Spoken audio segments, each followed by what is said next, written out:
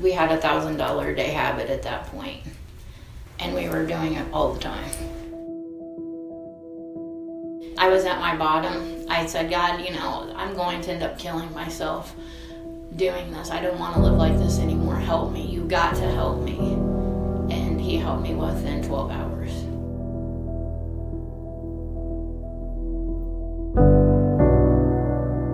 Well, what brought me here was a drug addiction that was probably on and off for about 15 years. Basically, I've been in and out of incarceration since I was 21.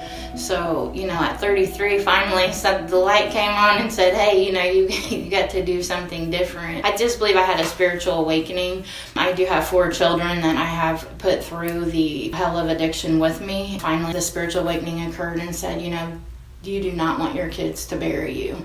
I'm thankful that I have the very breath in my lungs, that I have the capacity to be able to think clearly, that I can actually make a difference in this world, that I can actually be a good example to my children, to show them, hey, no matter what, you can still pick yourself back up and keep trying. Even my struggles I'm thankful for, even the relationships that are still in the works of being restored, because that also keeps me close to God. And Wheeler Mission, I'm thankful for this place that I can go to every day and be a part of something bigger than myself. Anytime I needed to talk to someone, they're always available for me.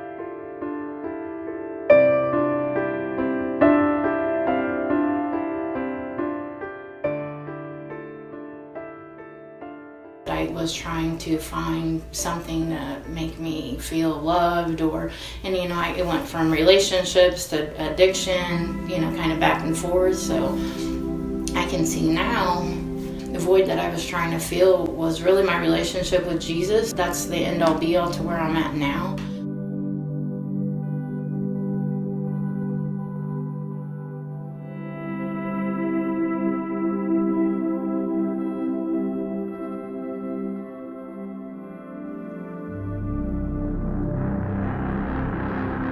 I learned about crack cocaine, and that nearly stole my soul from me.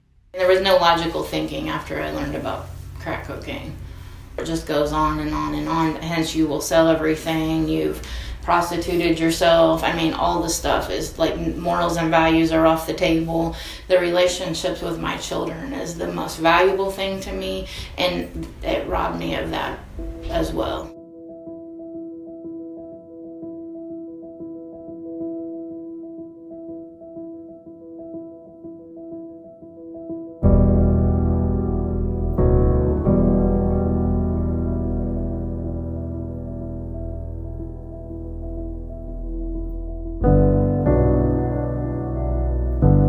We said, well, we'll just make a video and we're gonna send it to our family, and so that they would have our basically last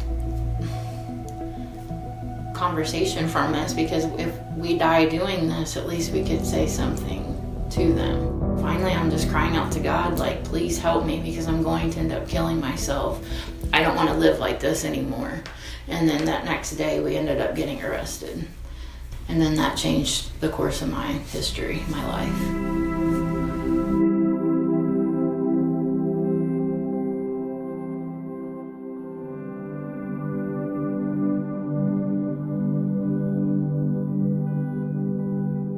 So I came here straight from Madison, had 2 plastic bags of stuff, and that's how I started.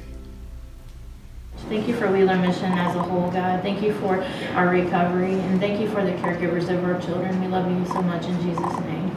Amen. I live my recovery every day. All the classes that I'm a part of, I teach, and it's still for me too. There's things I'm discovering about myself on a daily basis. There's days that I get stuck sometimes, but now I know what to do with those days, you know, talking to someone or just praying about it. Times are going to be tough, but I can make the best of those times. The person that would be, you know, not feeling any hope at all, there is hope. Recovery is a great experience. It's not always easy, but it's awesome. So I guess the message is, you know, don't give up doing the next right thing. Oh, you can take a picture and hold me. Come here. Choo-choo. Come here, baby. You know something's going on. I wanted to do the right thing because I wanted to be a mom to my kids first, and really I want to do the right thing now because I want to be obedient to God. But it's a process, and it's taken time. It's still taking time. My living amends is everything. If I don't pick back up drugs or alcohol and I stay on the path of recovery, then I'm living my amends out. And so forgiveness will become something for them when they're ready. I don't know how long it'll take, but I don't obsess about it. I'm just gonna keep pursuing the path that God has me on. I feel like I'm just starting. I don't know, sky's the limit really. It's not gonna be all roses, but it could be a few roses at least on the way.